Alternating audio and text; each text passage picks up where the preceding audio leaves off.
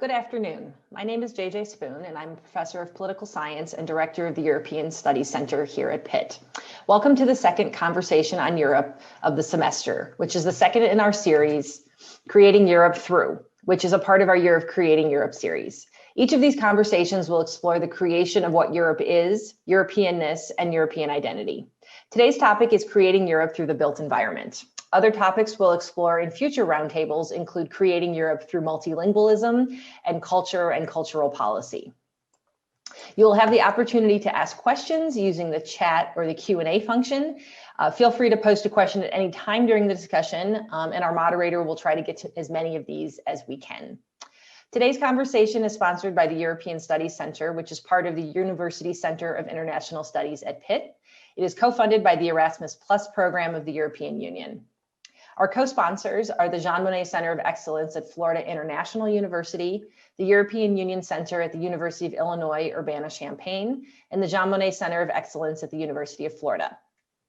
To learn more about our future conversations on Europe that I mentioned and programming we are doing with other EU-funded institutions in the US through the hashtag JM in the USA initiative, please visit our website, and one of my colleagues will put that in the chat if you are interested. I want to thank Iris Matijevich and Kenny Riley for their help with today's event. When we consider what Europe is today, we are often drawn to examples based on the built environment, from monuments to bridges to buildings themselves. The built environment has thus contributed to what it means to be European and raises several important questions regarding this relationship. Does the architecture of the EU institutional buildings, for example, reflect or express European ideas or identity? Does EU funding for infrastructure projects through Europe through the cohesion policy promote a European identity among EU citizens? And finally, how does the EU work to integrate buildings into the circular economy and create a greener Europe, and how does this shape identity? To discuss these questions, I'm joined today by an interdisciplinary panel of experts from the fields of history, policy, and architecture. First, I would like to introduce my colleague, Drew Armstrong, who will be moderating today's discussion. Drew is Associate Professor and Director of Architectural Studies in the History of Art and Architecture Department at Pitt. Before the pandemic, his work took him every year to France to research the emergence of the architectural profession in the 18th century.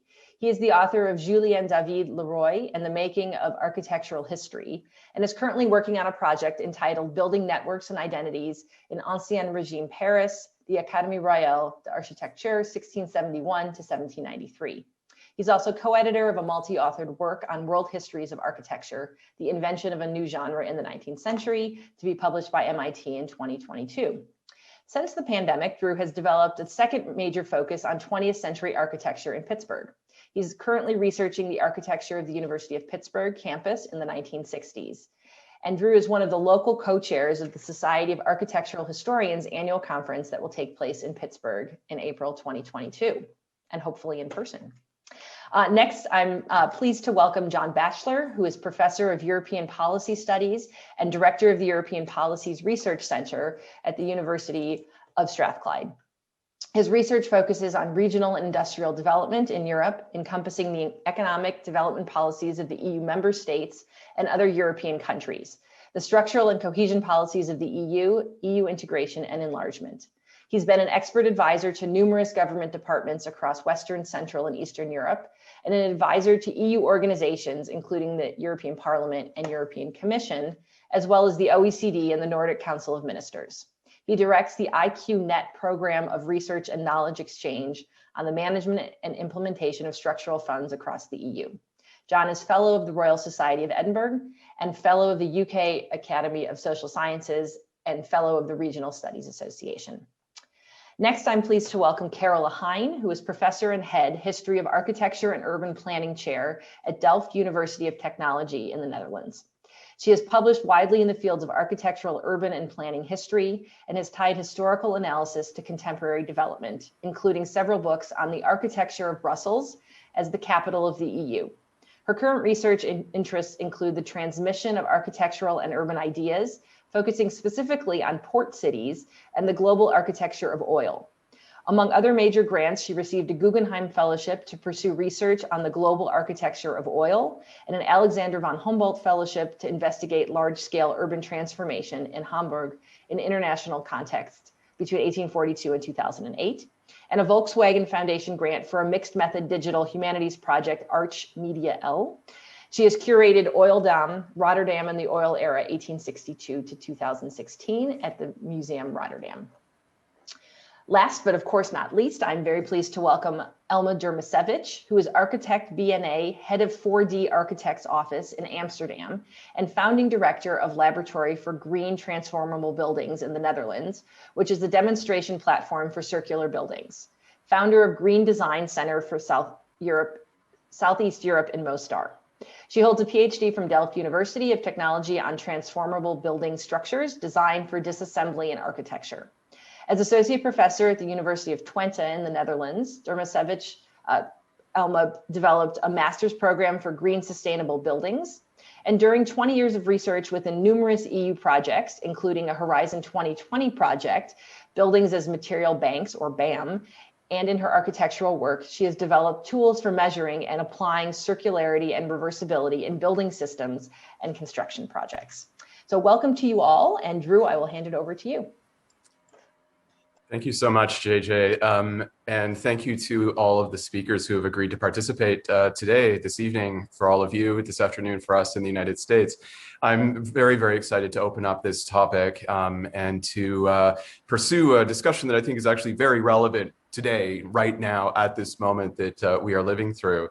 As JJ indicated, we're looking at the built environment, both in terms of buildings, urban environments, infrastructure, transportation, potentially power grids, and how these contribute or do not to a larger EU imaginary, how they shape an understanding for citizens across the, are we down to 26 nations now? 26, 27 nations of the EU. Just before we start the discussion and get into framing the topic, I wanted to point out to the speakers that at any time, if you would like to intervene, please use the raised hand function. I'll be paying very close attention because the overarching goal is for a kind of free discussion and for us to get to know one another. So as we're moving forward, I'm hoping that you will perhaps spark one another in ways that are completely unexpected and unanticipated. And I'm more than happy to hear you take on ideas from one another as we move forward. I'll also monitor the chat and the question and answer, as JJ has indicated, and do my best to integrate comments from the audience. And we will have a Q&A at the end for the last component. We're assuming, of course, that there are many people here who perhaps are coming from primarily US perspectives. And so we'll be careful to think about ways that we can come up with parallels between what is happening in the European context and similar issues in the United States. It's already been pointed out there are points of commonality and there is much exchange on issues of the built environment between the two continents.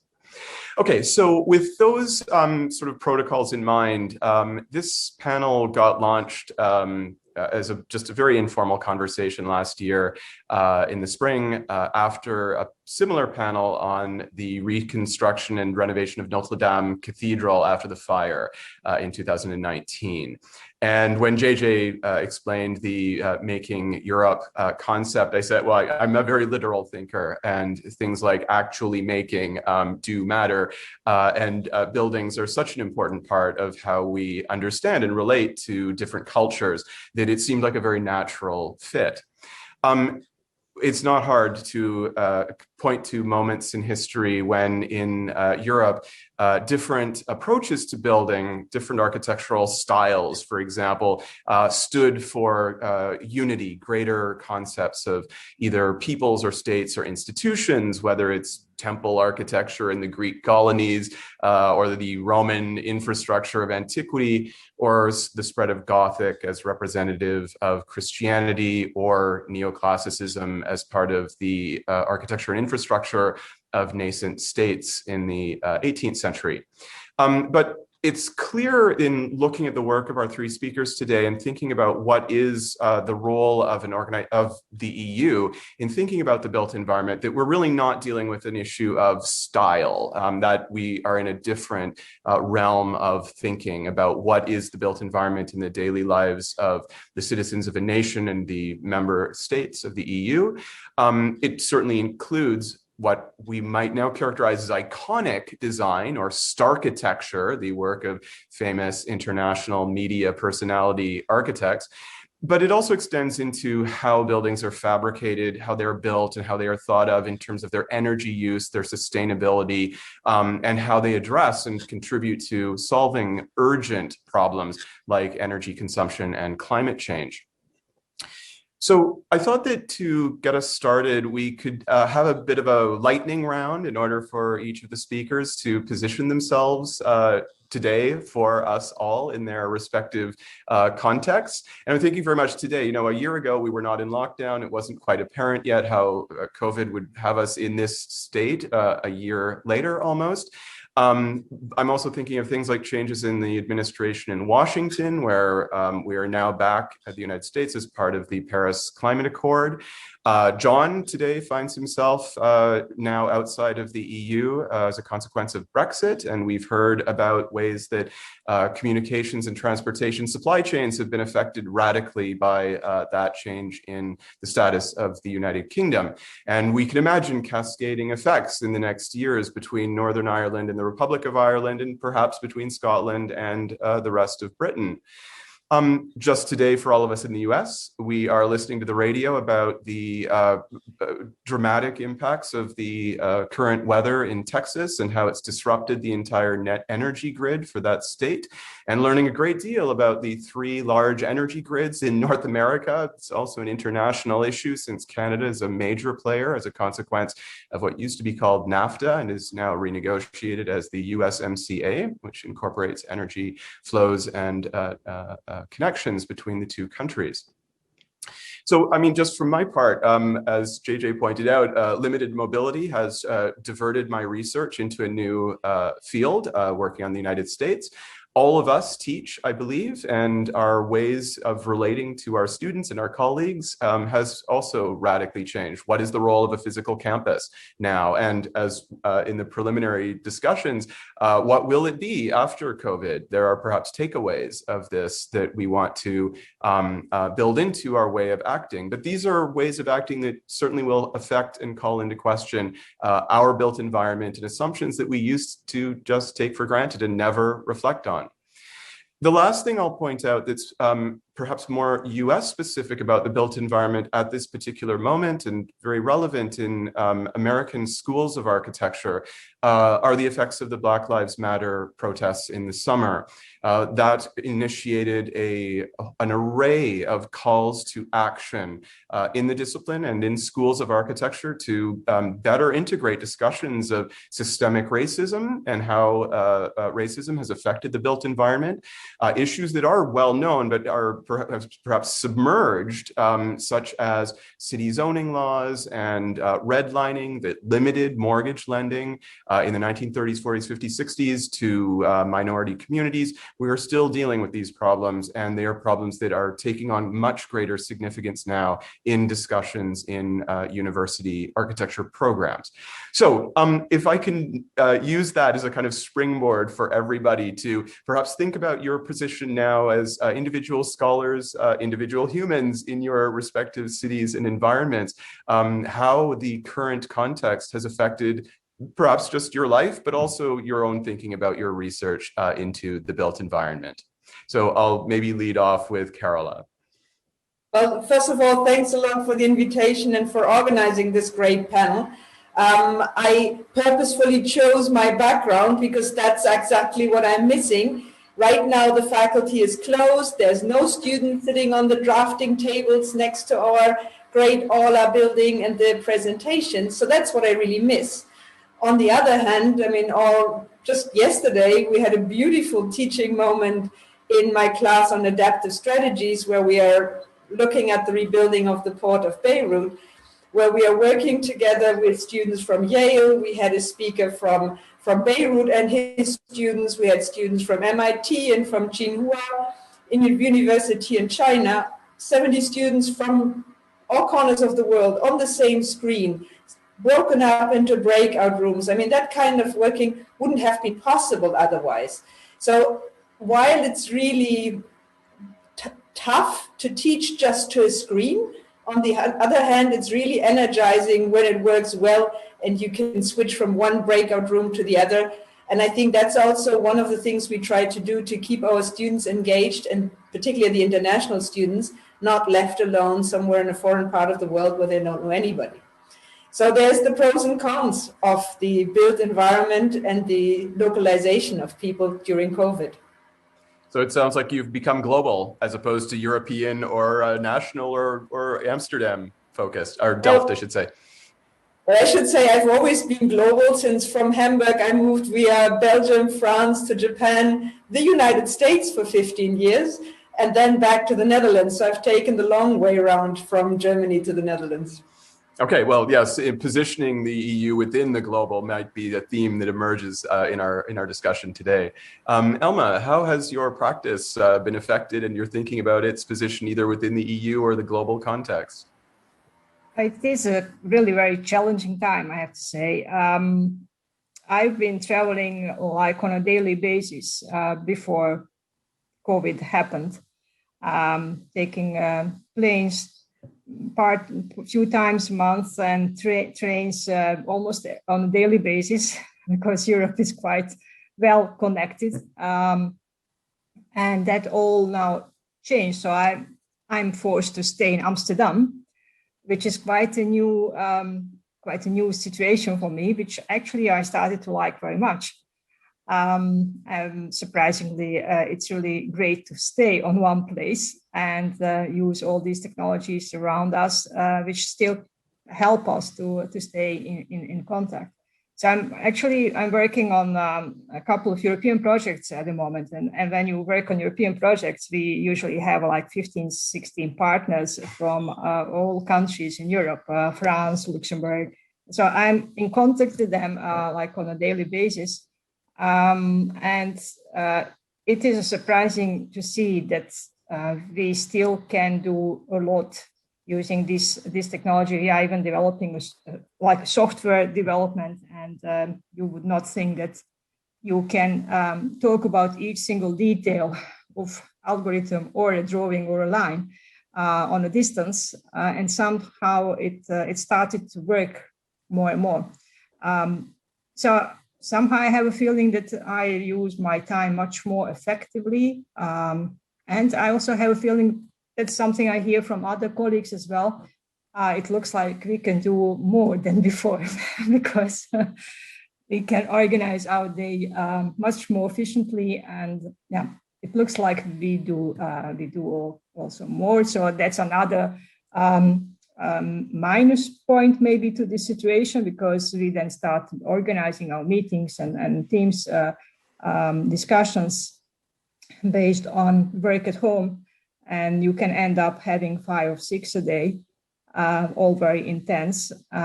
So that's something we need to start thinking of. We start thinking of introducing joint lunches and music rooms and all these things to entertain each other a little bit and give us time to make a break and walk around for a few minutes and go back to the table. So those are kind of new things we need to figure out how to stay healthy and enjoy life in this interesting time. Work-life balance can go out the window. Yes. I was slightly laughing when you said you're now, you didn't say trapped, but you are now only in Amsterdam. And I was thinking you could be in much worse places, that's for sure. And I would say that from my point it's similarly, I traveled all the time and not anymore, but boy, have I gotten to know the county in which this city is located because of public transit. And so there's a kind of exploration that becomes possible within the guidelines. I'm not doing anything that's contravening the university's policy on movement, which are pretty restrictive right now. So anyway, different perspectives on our own location, which could be either very micro or perhaps a different perception of the cities that we live in. Yeah, John, just to add one important thing, figured out is missing if I live in Amsterdam, and that is greenery in the cities. I live in the city center. We have only a roof terrace, which is not that green at the moment. But that is something that really COVID forced us thinking about the outside space, the public spaces, and the quality of these public spaces. I think that's something that we will take with us in future planning. I'm wondering if there's going to be a rethinking of the canals as perhaps a space of different forms of recreation in the future. Carola, I see you have your hand up. That was exactly my point right now, because we have a canal at the end of the yard. So we've now started to travel with our little boat around Leidschendam, The Hague, and all the vicinities. It's a really nice way to explore. Can't wait to visit and enjoy the boat. John, how are things in Glasgow?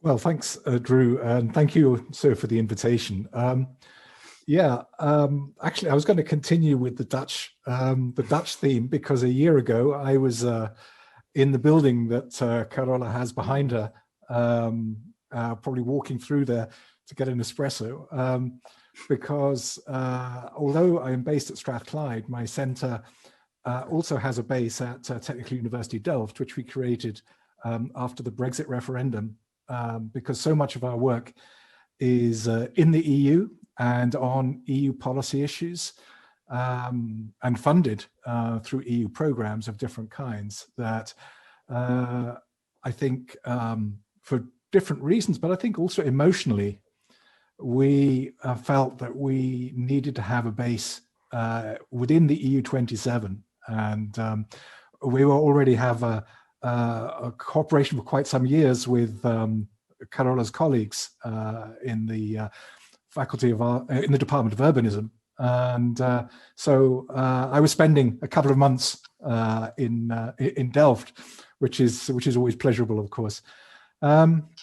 I mean, I think normally, because so much of my work and our work involves working with governments, authorities, EU institutions, national, sub-regional governments across Europe, I would probably be traveling most weeks across Europe, often starting at sort of 3:30 in the morning to catch that early morning flight in order to be able to get to where I need to be going. And I have to say that one of the benefits of this whole pandemic experience is that the EU institutions, which were about 10 years behind in their use of sort of audio visual media conferencing facilities, they've had to catch up. No more do you go for a 2-hour steering group meeting to Brussels. You can actually do this online. I mean, I think in my university in Glasgow at Strathclyde University, we're still coming to terms, I think, with Brexit. We only found out 6 weeks ago that the UK wouldn't be part of Erasmus anymore, which was a huge blow, particularly in Scotland, where links with Europe are so important. And we have a very high proportion of EU students, high proportion of EU staff among in our university, and so we're still working out how that's going to affect, how the changes are going to affect us. I think professionally, we'll continue to be working on European policy issues as before, and indeed this whole pandemic experience has actually intensified in some ways our relationships with many governments, because we can have these meetings at the drop of a hat, and we can arrange them much more easily. I think a big focus of our work is on the recovery and resilience plans, the next generation EU. There's something like $1 trillion equivalent that has been allocated to recovery plans in the EU.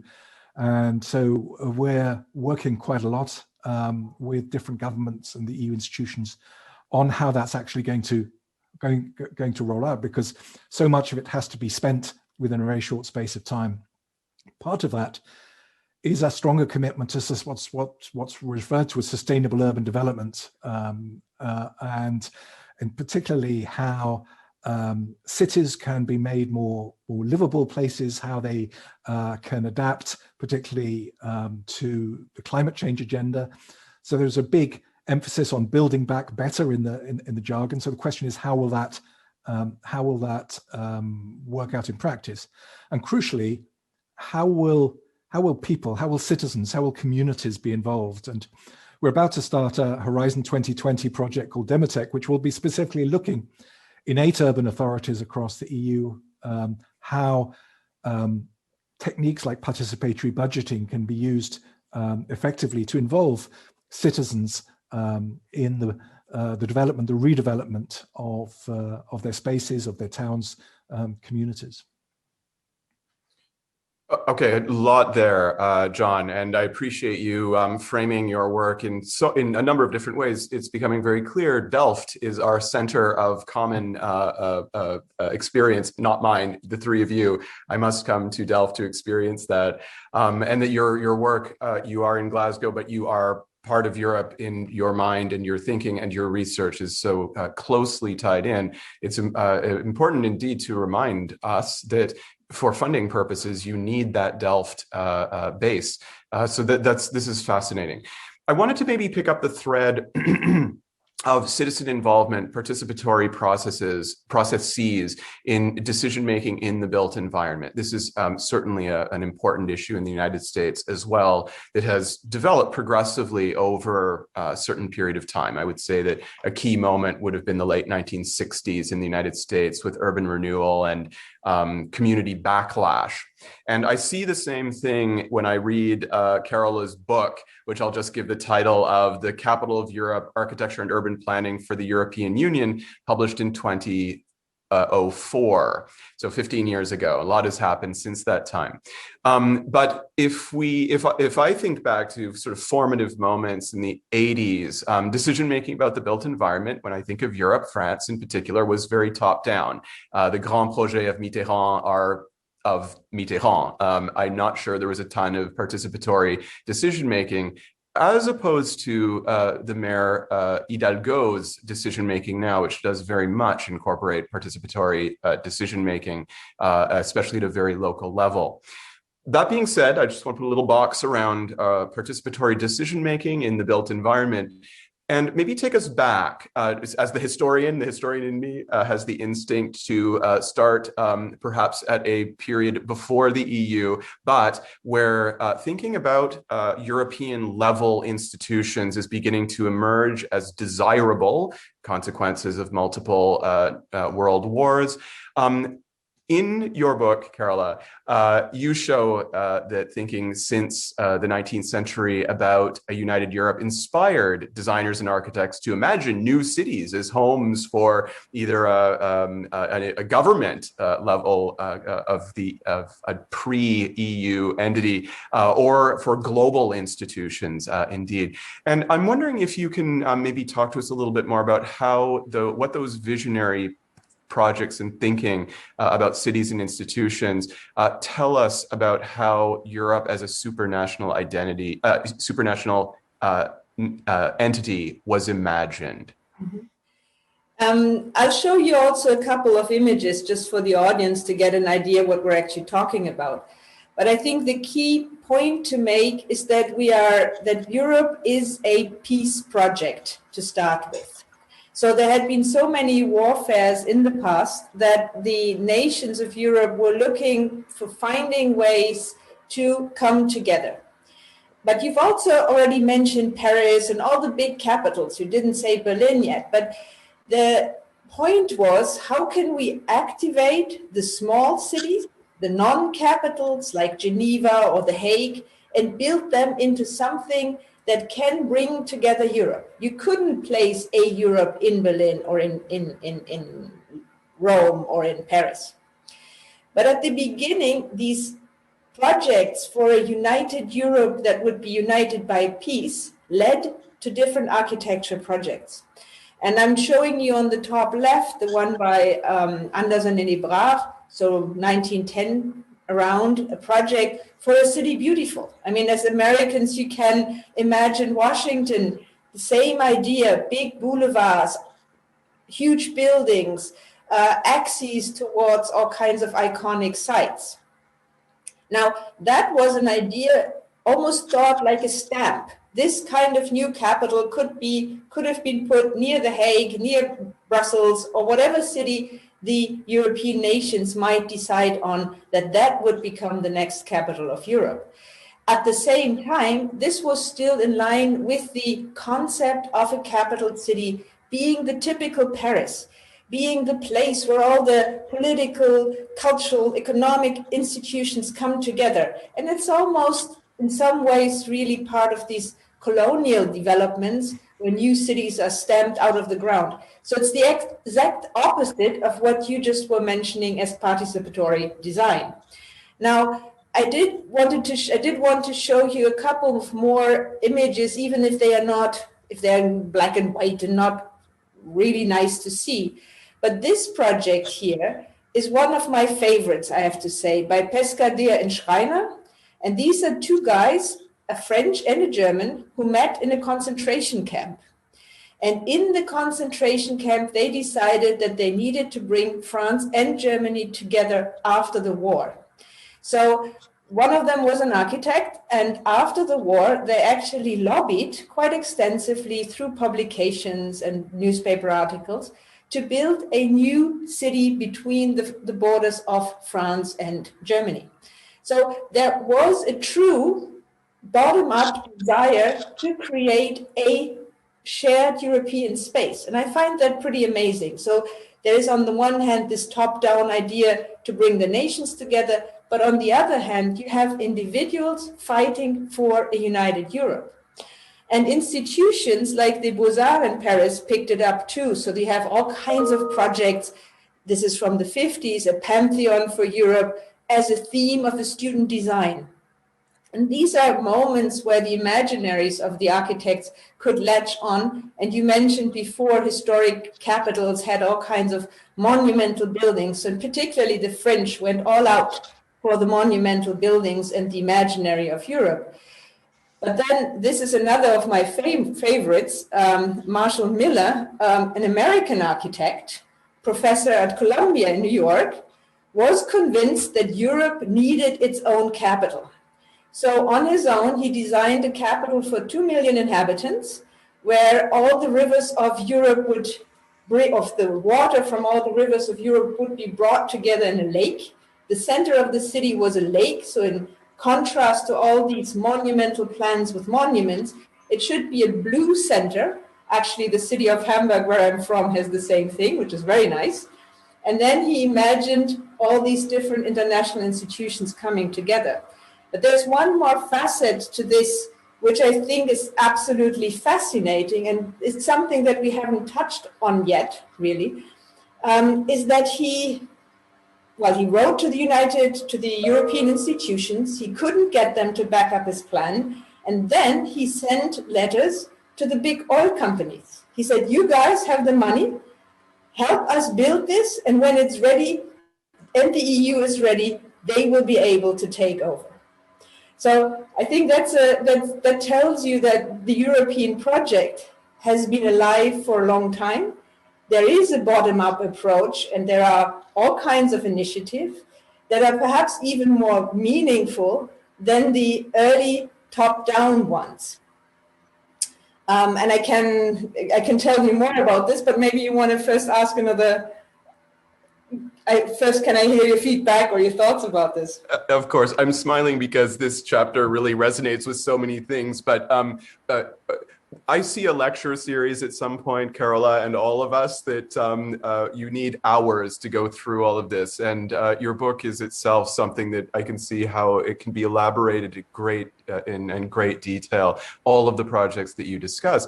But if you don't mind, let me maybe just spontaneously use this as a moment to reflect on Another feature of these projects that you show us, the most recent, the Lake Europa, is from 1963, when Miller is calling in the oil companies on the one hand and flooding a giant region at the intersection of, what is it, France, Germany and Luxembourg, and then diverting rivers, and I don't know how he was going to, but what was there going to be a barrier at the Baltic Sea to drain water off from there, and the Mediterranean, which sounds a lot like projects for draining water to California from Hudson's Bay, believe it or not. There have been projects in the 60s.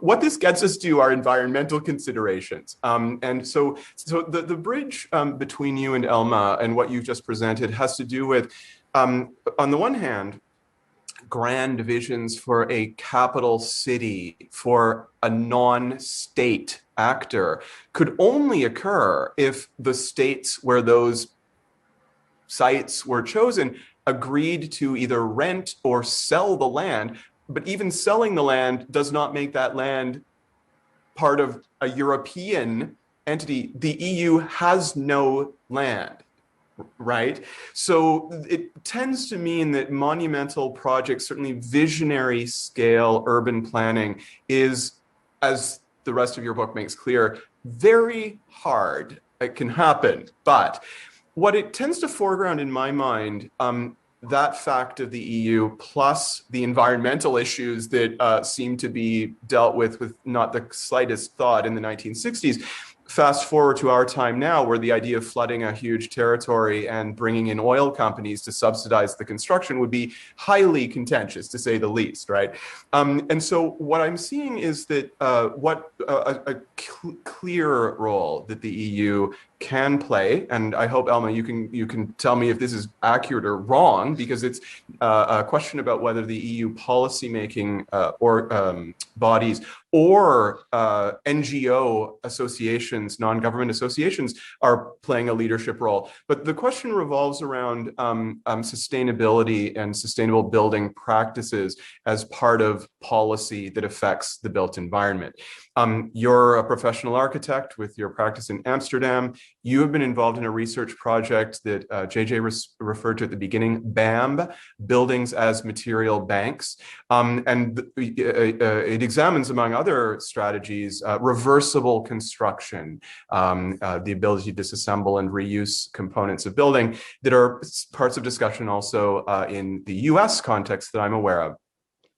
So you've also been involved in US organizations, notably the Eco District Summit in 2019 that was in Pittsburgh, which is how I knew about your work. And we were delighted to have you talk because it's so relevant what's going on. And I'm wondering if you can perhaps talk to us about a couple of things. One is EU level initiatives that go to building policy that is thinking about the integration of sustainable practices. And in enlightening us about those policies and institutions, maybe parallels to some of the American institutions and policies that you are familiar with, such as the eco-district concept, or even more longer standing, the US Green Building Council's LEED system of assigning value to different sustainable strategies built into buildings. Very broad, huge question for you to open up for us. A couple of questions, yes, indeed. I have to say, yeah, thank you, Caroline, for a really nice presentation and these drawings. I was just making a parallel between that world you were talking about, Carola, and the world that we are trying to build up now, kind of circular world. And knowing that, so obviously that was kind of very well-defined top-down approach, very typical for the time and linear world, as we in my part of profession talk about the part that we developed in past years, hundreds of years, especially the last 100 of years with industrialization picking up, where we thought as humankind and civilization that we can make everything possible, that we can design buildings and cities in deserts, on the moon, wherever, ignoring at that time, it was very cool. It's still very cool to talk about it. But we were literally doing that without thinking of the consequences of what that will mean for the quality of people living in glass houses in desert, and how much energy will these buildings use, and where do they get water from, and so forth. But we were really very much obsessed about our knowledge and our intelligence and capacity to make things happen on places which are not possible. So very much also from plan and make it work, even if it's not logical, and even if the context does not support these ideal contexts. I mean, in terms of ecological systems and places where we build in, they are totally against. So, and now we are trying to make, very often I say we live in kind of twilight zone at the moment. We realize that there are quite many consequences we have left behind, and we still deal with these kind of approaches, that we can really make everything. We'll just take all these resources and make cities in the middle of desert, and it will all be fine. And now we figure out that, of course, we need to think about resources and energy and water, and of course not to think about pollution anymore. So now is the time that we think, okay, this is not working, this system. Top-down approach, big cities and so forth will tell everyone where to go, how to live, and how to build building. And we are more moving from this centralized design of systems towards more decentralized systems. And that's all what I think circular economies, sustainable thinking is about, bringing things more back to the scale of humans. Human level. And I think that is also something we experience now with this corona issue, how important this human level is, where we realize that in this world we built up so far, we are so much dependent on these centralized systems of infrastructure, where the water comes from, where the energy comes from, where the food comes from. Recently with Brexit, I realized a few days after that we had less fish in shops to buy. There was some issue with fishery, I think, at a few days. So I think this all brings us to the question and thinking of where do we go from here, and more interestingly,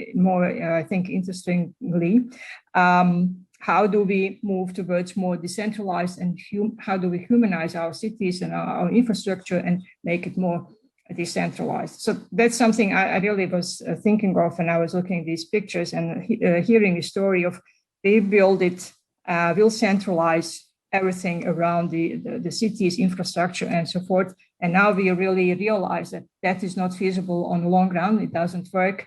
We need to go back to the local in order to build up our resilient societies, our resilient neighborhoods, pick up and understand the capacities and qualities and resources that we have locally, and build up from there.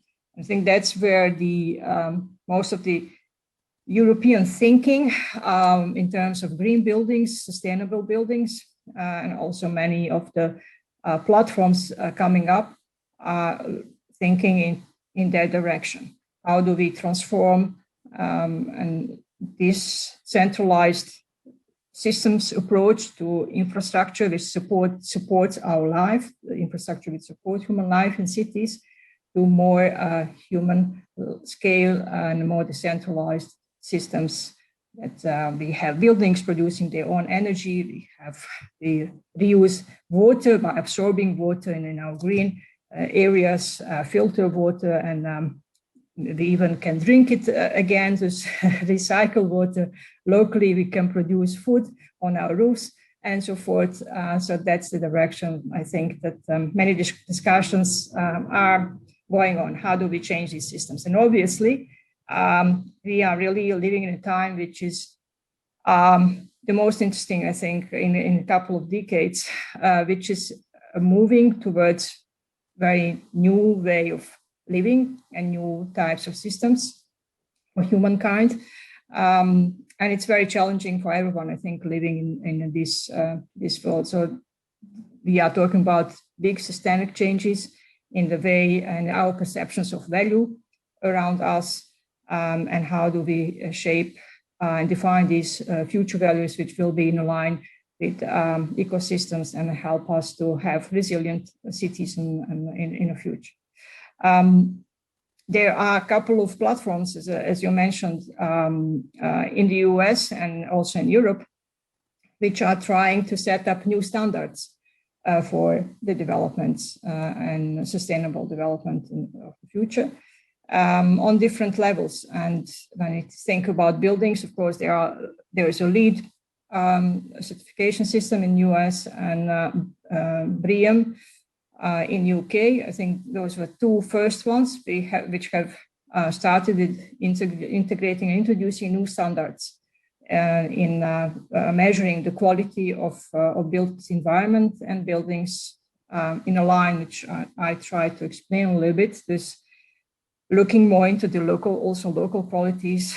What do we have around the buildings, the context, the quality of context where the building is placed, but also how materials are used, their potential for being reused, and so forth. And among that, there are more and more big summits and gatherings of urban planners, designers around the world meeting up, as I think the Eco Design Summit, District Summit is in US, coming together to exchange some new ideas and show some potential interesting projects happening in this field. And interestingly is, I think, that we see lots of designer groups, urban planners, architects coming together internationally, like we have you have Eco District, and in Europe we have Eco Built in London, there's a Waste Built in Amsterdam, there's the Vinci Summit in Paris, Green Design Biennale. So obviously when we are trying to envision a new world, which we call circular world of the future, everything will start from design. So we need to envision how this world will look like. Very often I say when we talk about circular buildings and reversible buildings, and then you have all these discussions with the contractors, manufacturers, logistic companies, and so forth. They all would like to be an expert on something and start making a circular building, but no one can't do anything before architect puts design on a paper, and that design will inform the future of that building and a material. So how we design building, how we design configurations of these buildings as architects, we actually define what is going to happen with these materials in the future and what kind of logistics will be needed to recover potentially materials out or to transform buildings, give buildings capacity to live longer or not to live longer. So it all starts from the design. And that's the discussion I have very often on many of these summits around the world, but also in projects.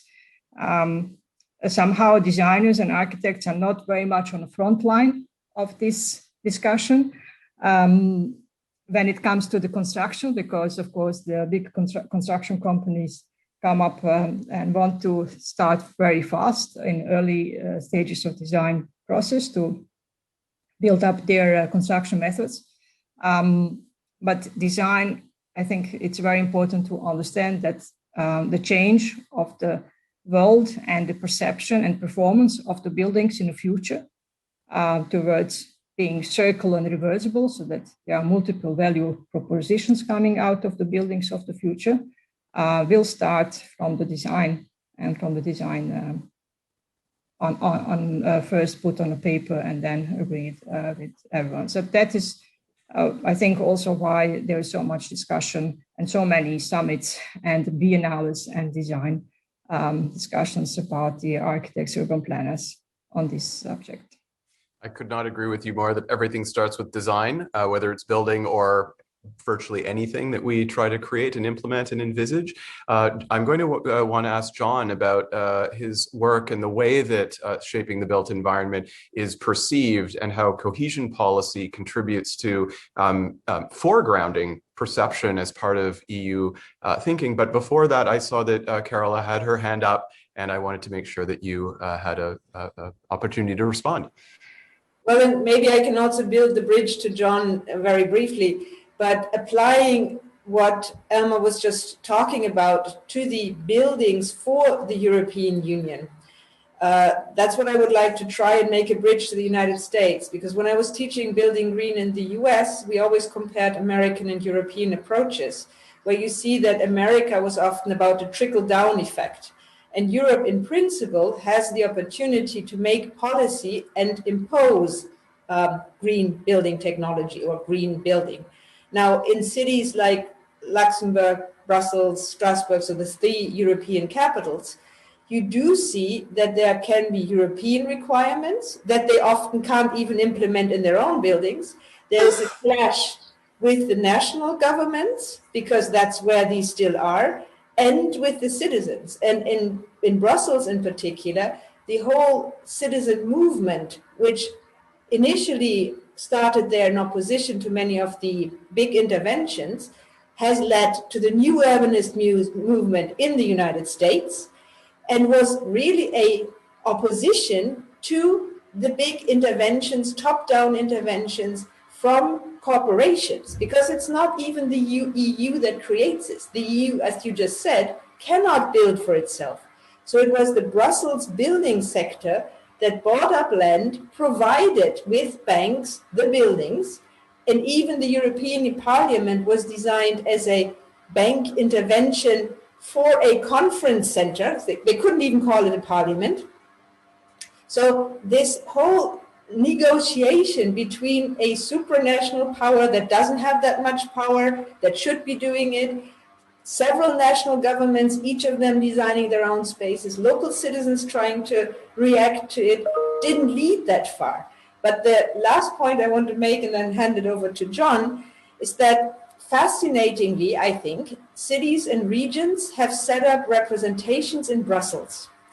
And they have actually made architectural differences. So where people in Brussels would often take down specific structures, and I'm going to just quickly show them to you, many of these other institutions have actually gone, and I'm just going to skip here through a couple of things. So these are heritage buildings that have been saved by the Hanse office, by the Bavarian state, and renovated with fundings that you might not have found in Belgium itself. And for me, this is a really European intervention where you see Europe coming together in these small city and regional representations rather than in the big parliament buildings, which I quickly skimmed over, in the ministries. And I think that's part of real European policy making. And I'm wondering if what John thinks about that. Over to John. You're a patient man, and I'm confident that you're used to dealing with architecture discussions that can be so enthusiastic. I mean, this is stuff I had no idea about what you just said, Carola. Please, John. Well, I have to say, one of the pleasures of spending a good part of my time at Delft is that they have a big atrium area which is devoted to students working on their architectural models and projects, and there's such a buzz of creativity in that building that it's a pleasure to work. You feel almost like you're feeding off it, even though I'm not an architect, but I've learned something since I've been there. I mean, Brussels is actually an interesting case, because if you look at the percentage of people who are employed or dependent on the EU institutions, they form a much greater proportion of the city's economy and society than I think you would find in other cities around the world that are the headquarters, that host the headquarters, such as New York or Geneva and so on. And thus, the impact is so much more profound. And Carola is absolutely right. I mean, if you look at the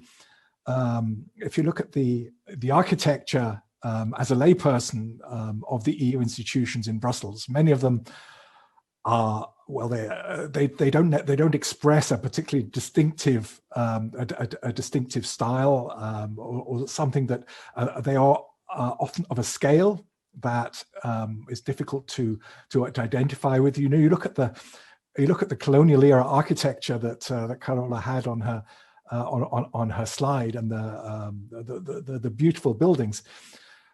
So much of the Schumann area, that what's called the European Quarter, was demolished in order to make way for these huge buildings. And I think Carola is absolutely right that the local and regional representations and the networks and so on have often saved some of the architecture from being destroyed. Just reflecting on some of the on what's been said and where cohesion policy fits in, and just for your for the audience who may not be aware of this, within the EU budget, cohesion policy is essentially a policy to reduce territorial inequalities or deal with imbalances between places and people across the EU. So it's very much about trying to create a more cohesive society, but by reducing economic, social differences between different parts of the European Union. And it accounts for something like, it's the second most important part of the EU budget after agricultural support. And there's about 400 in dollar terms, it's about 440 billion dollars that is allocated for 7-year periods. And this is primarily for national and regional and local authorities to spend on the cohesion, as it's termed. And it's biased in terms of its allocation towards the more disadvantaged parts of the EU. So the big money goes towards Central Eastern Europe and parts of Southern Europe, which have lower levels of GDP, or as a percentage of the EU average. So, and this is over time, because it's existed since 1975 in one form, but has developed particularly over the last 25, 30 years. It's developed this enormous governance architecture, and it had prided itself on being particularly closer to the citizen, because it is delivered not through remote programs, but it's programs that are designed by regional and local authorities, and projects which are spent not just by local government, but also by NGOs, by environmental bodies and voluntary sector, and so on. However, much of or probably about half of the funding goes into infrastructure, and most of that, though, is transport and energy infrastructure. So it's funding thousands of kilometers of new rail or refurbished rail and road projects, but also in terms of telecoms, in terms of water supply, and so on. And in a sense, that it's those projects, which I'll come back to the point about perceptions in a moment, that are often the most visible sign of what the EU is doing through its cohesion policy. Also in terms of the public realm, in terms of within towns and cities. But a relatively small proportion, I mean, big in terms of money, but not compared to the overall budget, about $20 billion is spent on urban development and urban regeneration of different kinds. But it generally doesn't fund house building. It funds maybe commercial building, refurbishment of neighborhoods, energy efficiency, and so on. But that's, I think, changing with a greater awareness and recognition of the importance of the urban environment. Now, that's important. Those kind of issues are important when one looks at what it is that drives the perceptions of citizens in terms of cohesion policy. And We spent about 3 years working on a Horizon 2020 project called Cohesify, and again with TU Delft, Carola's colleagues, to try and understand what is the relationship between cohesion policy and European identification. In other words, can money buy you love, as it's been termed in some publications. I mean, the short answer is basically yes, but because how people perceive the policy is influenced partly by the scale of funding. And so in a country like the Netherlands, for example, relatively small amount of money comes into the country, and a lot of it goes into sort of relatively things which are hidden in terms of business development, in terms of skills training, in terms of research and innovation, things which are not necessarily going to be visible to people in the street, literally in the street. Secondly, it's affected by, perceptions are affected by how well it's perceived to be used. I mean, is it delivering the outcome? Is it effective? And thirdly, how well is it managed in terms of, because there's regularly a debate about the degree to which there is fraud or corruption in EU spending. It is actually a very, very small amount, but there are clearly issues there about how well it's spent. But then, of course, it also is affected by communication and the way in which news about structural cohesion policy is mediated through international and local media.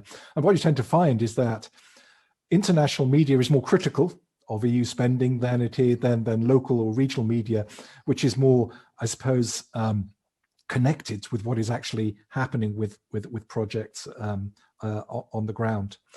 So what we find basically is that one of the funds under which cohesion policy is spent is called the Cohesion Fund, which is about spent on transport and environmental projects. And this has the greatest resonance with people because they can see how their roads are being improved, or how their water supplies are being improved, how their public realm is changing.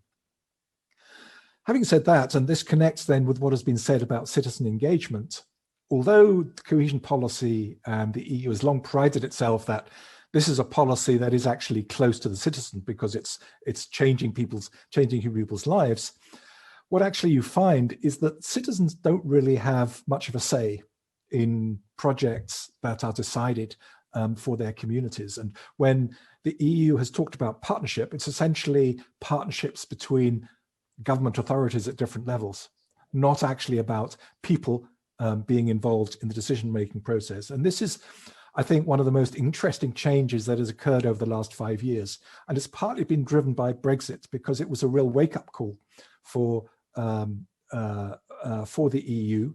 And one of the lessons it took out of the Brexit referendum was that it needed to connect much more with the citizens. And this wasn't just Brexit, it was because of, following the crisis in 2009, 2010, you saw significant increases in Euroscepticism with parties like the National Front and in France and the AfD in Germany, but also there are similar parties in other countries. And the EU was asking itself, well, why, we're spending so much money on projects. Why aren't we loved? Why aren't we more loved? And why is trust in the EU falling? And there was actually quite a famous television interview that was conducted in Wales in the UK in the days after the referendum. And Wales has received more per capita, more per head than any other part of the United Kingdom. And there was a woman as she was interviewed, and she was asked, well, the EU has invested so much in Wales. Why did you vote to leave? And she said, well, I don't know what the EU has done for us. And literally around her, there were probably about 4 buildings that were, like a conference center, a concert hall, big new improvements to the city center that had been funded. Now, there's obviously a gap there between what is being decided in Brussels and how governments are taking decisions and how citizens are involved. The outcome of that long story is that there is a completely, well, significantly different approach that is now being developed to connect with citizens, partly at European level through sort of conferences, citizen conferences on Europe, but also more specifically in terms of how funding decisions are taken and the way in which citizens are involved through, for example, participatory budgeting and other forms. Where I have to say again, the Dutch, particularly in places like Rotterdam and The Hague, have been leading the way in terms of some of the initiatives that they've been taking. I'm interested in the way that since citizenship and citizen participation seems to be something that is particularly, maybe not novel, but of actuality right now, and what you all have said, I think, in parts of your comments. I'm curious, Elma, whether or not in your realm of thinking, your realm of research, green building practices, sustainability, you see the organizations that you're involved in working with community groups as a way to further the goals of those organizations.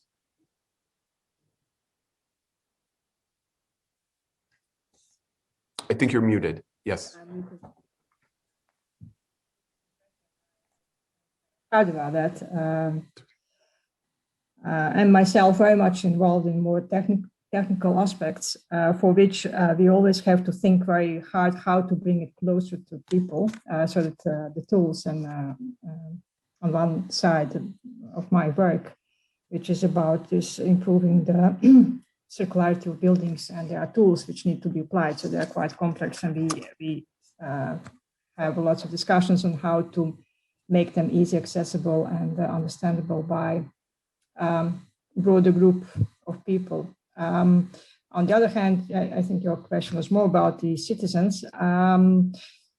There is, I think that the involvement of citizens is kind of important issue in each of the European projects which deal with the circular building, green design of parts of the cities and so forth. I know from one project, I was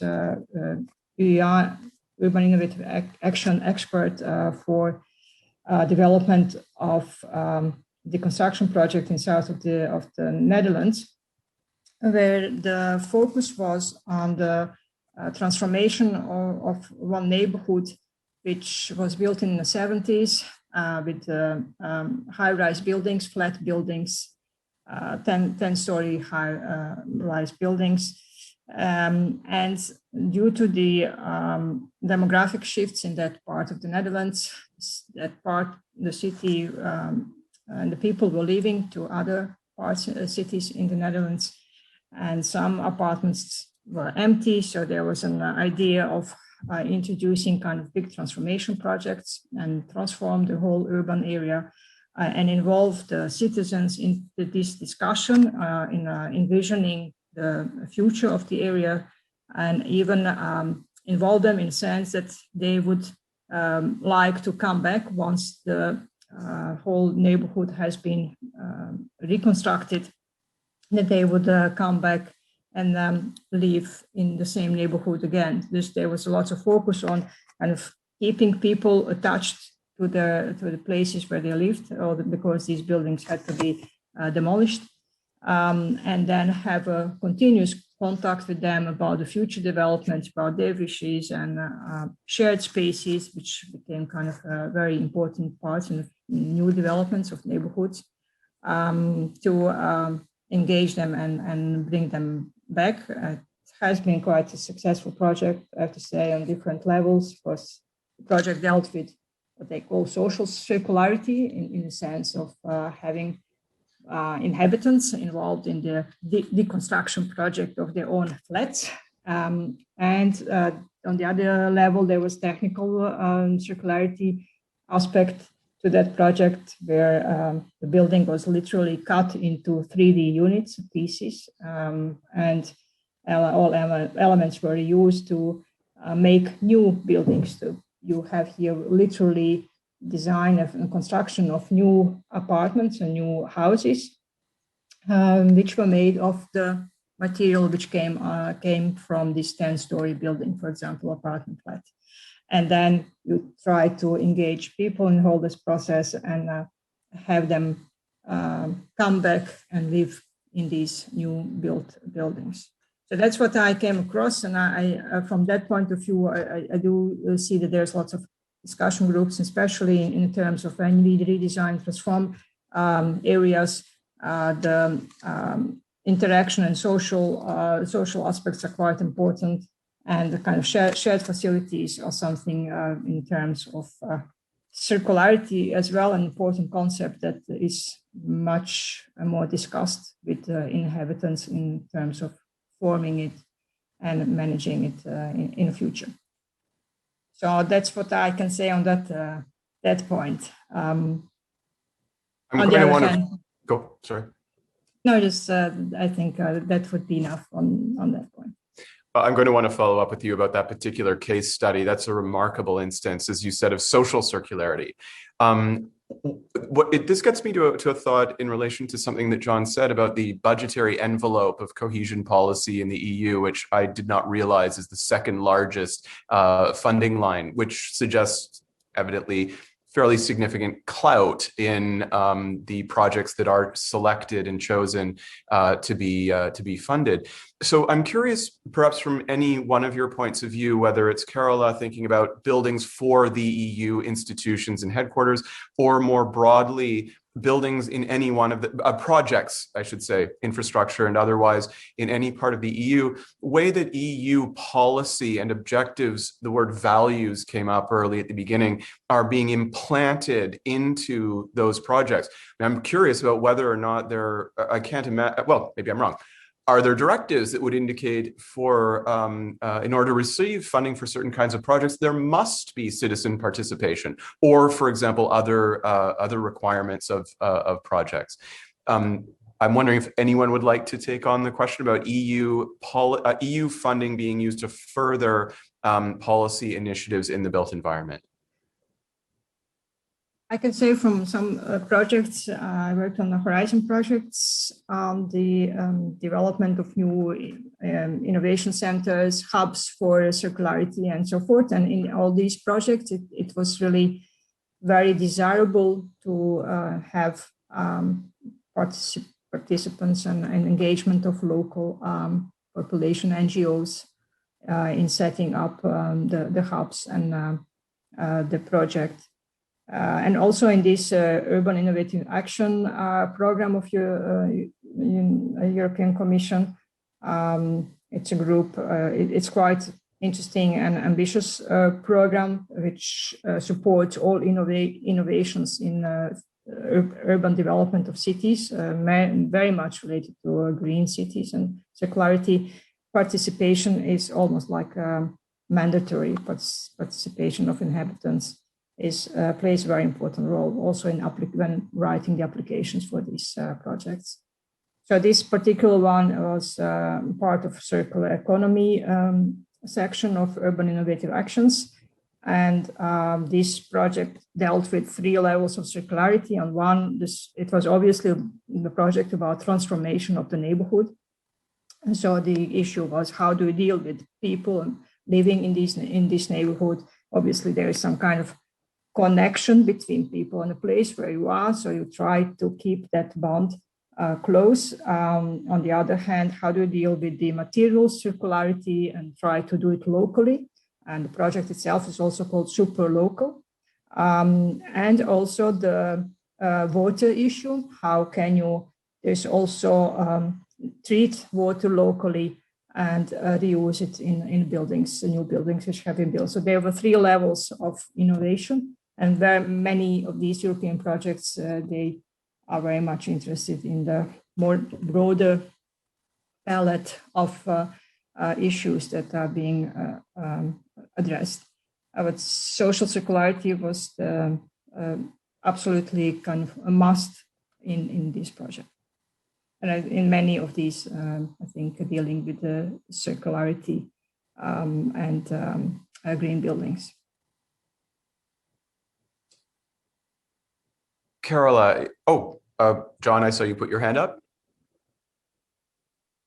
You're muted. Yeah, I don't know if I can just share the screen for a moment. I don't know, is that visible, that sign? Yep. Yeah, this is for any EU project, there are what are called signage and publicity obligations, and this is paradoxically one in Wales, but you would see something similar on across Europe, wherever there is infrastructure, less so in the more developed parts of the EU, but much more. And you can see in the center of it, there is the stars, the EU stars, and ERDF, which stands for European Regional Development Fund. And I think for many people, it's that kind of signage that would be the most obvious indicator that the EU has had some role to play. But it only works up to a point, and particularly with so much funding going into other areas. We did a study a couple of years ago with the European Commission, looking back over about 30 years of EU funding and what the effectiveness is. And there's a significant gap between effectiveness as judged by governments, local, regional, or national, and the utility perceived by citizens. In other words, is the spending, are the project outcomes ones that they would recognize make a difference to their quality of life, to their employment chances, and so on. And this was, I think this was something that took quite a few people aback, because it essentially was revealing the different metrics that citizens and their representatives in government authorities, and also those who are participants in the decision-making process, because they tend to be representatives of environmental groups, representatives of NGOs, and so on, who are representing the community, representing citizens, but are not. But there are not necessarily the same views about what is going to make a difference to quality of life and work. So, what that's calling for is a much more sophisticated way of engaging citizens and communicating with them. Yeah.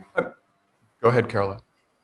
Yeah, and just building off of that, what's missing in Europe is a European narrative. It's an engagement, it's a celebration of Europe, it's the European festivals, it's the things where you can actually feel that Europeans are coming together. And there are activities like the Capital of Europe, Capital of Culture programs for the European Union. And so it's being celebrated there. But what you often see is that on the one hand, there will be a European dialogue, and then everybody turns back and tells their own country that they couldn't do it because of the EU. So it's the EU's fault. The EU becomes the scapegoat. And one of the reasons I would say, therefore, and that might also be a link to your next session, is that there is not the European journal or newspaper that you can refer to. So all of these attempts have always failed. So what I tried to do is that I look at the Spiegel and BBC and Le Monde in parallel to get an idea. And you already see even something like Brexit is discussed in very different ways in the UK or in Germany. Even COVID, the stories vary from country to country, whose fault it is, who didn't buy the right vaccines, etc. So it's difficult to stand up for Europe. And it's also embedded in the built environment. So the national governments want their national capitals to be big. So if we had had a European approach, we might have just kept Bonn as a small capital and said, let's go for the real European investment, whether it's a decentralized capital or a central one. But even Germany wanted to go back to build Berlin. Paris is the result of still ongoing investments into the French capital. So this challenge between what's the power of the national capitals, the national ministers who come together in the European Council, and the actual European representation is not quite sorted out. And I mean, that's part of the birth problem of the European Union, you might say, that the Council has probably more power than the Commission, and the Parliament is still trying to step up and step into what it might need to do. So if we talk about design, we might actually talk about institutional design even more than about building design, or we might say that the built environment is the problem, that we have an absence or a non well thought through institutional design. And so I think that's where all of this comes together. Yeah, clearly, citizen engagement is a particular fascination because of the challenges it poses to institutional design, I would imagine. In response to many of the comments that have come up, I'm thinking that some of those, let me just make sure I'm getting the name of the funding agency correct, the ERDF projects. I don't know if this is one of the projects, but it was striking in my mind when I was in Romania in 2019 and driving across the Transylvanian component, where currently there is no highway of a kind that we would think of as a high-speed highway route.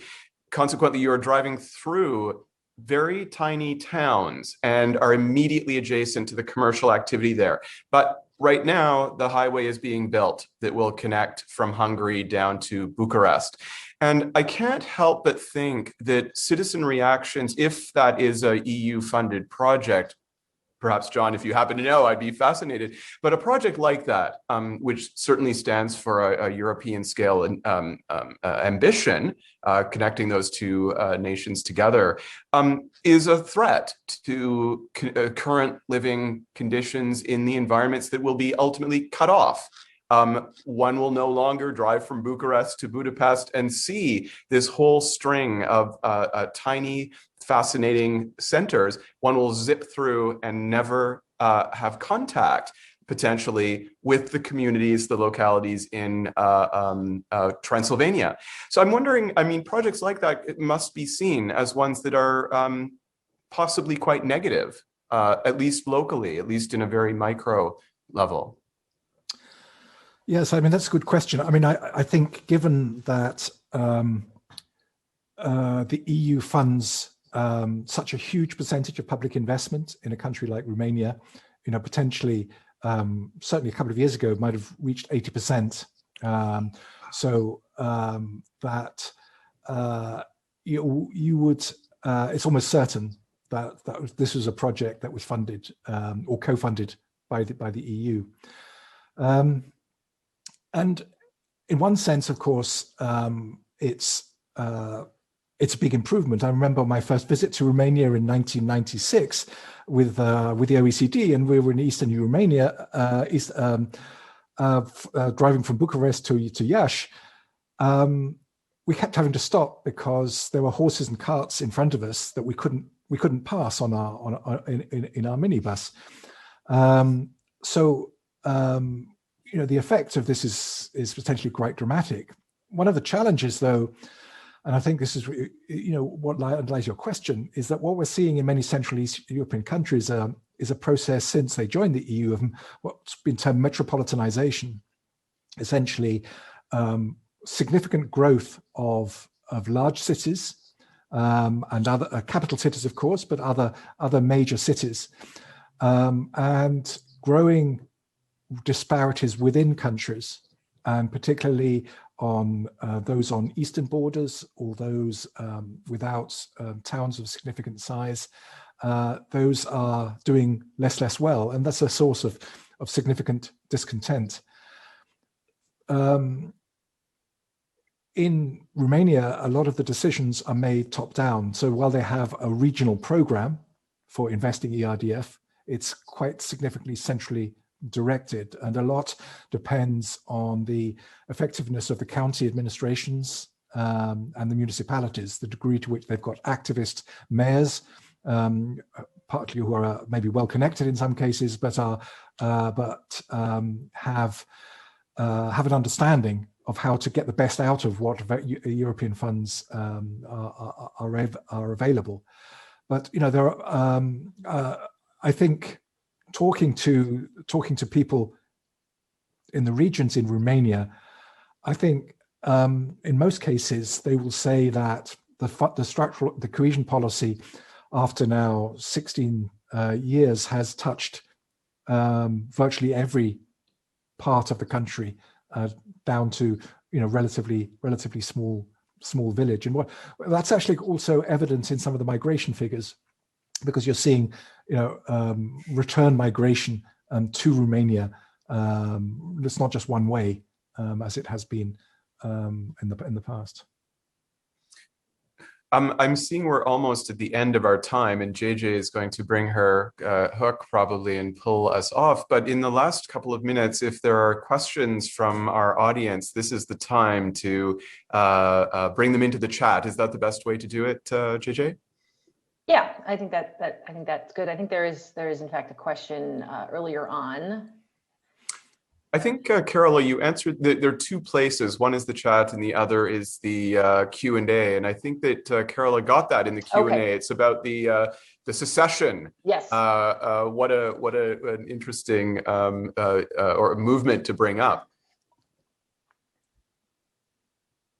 Just trying to get that question up. So how do movement, go ahead. No, so it's a question about what style to use for Europe. At least that's how I interpreted it.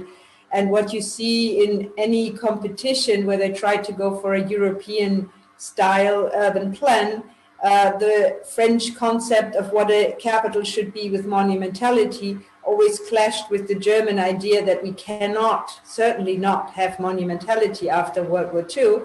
So it was always a question of giving several first prizes and ultimately not coming up with a single idea. And furthermore, any solution would have had to be included in the local conditions. And that brings us back to our participatory design. So when you create these spaces, who do you listen to? Do you listen to the locals?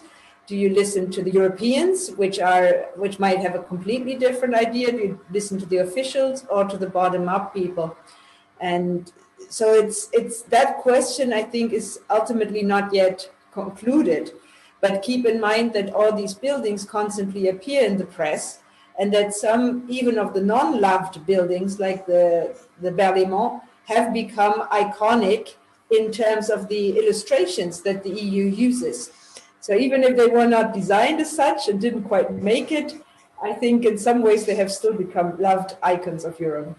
And are in fact rented as opposed to owned, if I remember that particular instance. Is that right? It might have changed in the meantime, I should check, but in the beginning, the Berlaymont was designed as a ministry for the Belgians because they didn't know whether the EU would stay. And so they had to accept open floor plans, which the EU didn't want it. They put the translating rooms in the basement. And by the time this thing was ready, the EU had grown beyond that space. So that's a typical story of the EU institution buildings. That sounds like a great place to end. The typical story of the EU institution buildings, never enough space. So just before JJ, you take over, thank you everyone. I hope that we can continue this at some point, either virtually or in person in Delft. Great. That's why I'm showing you the other room that I got it. You're very effective at making the sales pitch just with images.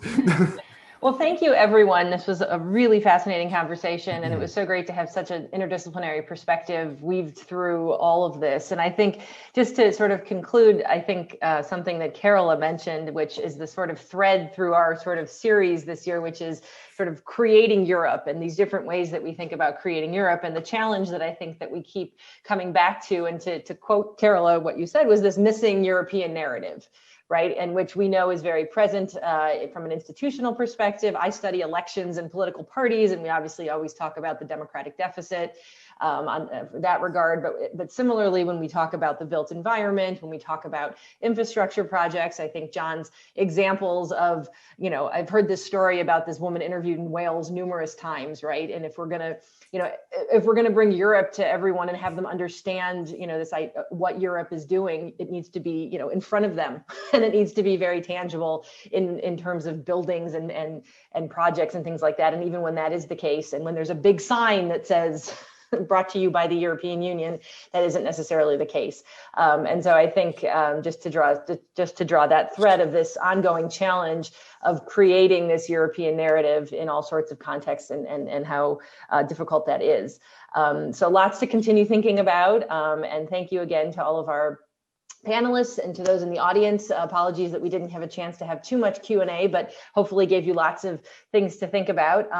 We do have a survey that is in the chat. If you don't mind, for those in the audience, of just taking a few minutes to fill that out. That just gives us some insights and information for future events. And there is also a link for any Pitt students to receive my Pitt Global credit as well. So thank you all, and have a good afternoon to those of you that are in the US, and a good evening for those of you who are in Europe. Take care.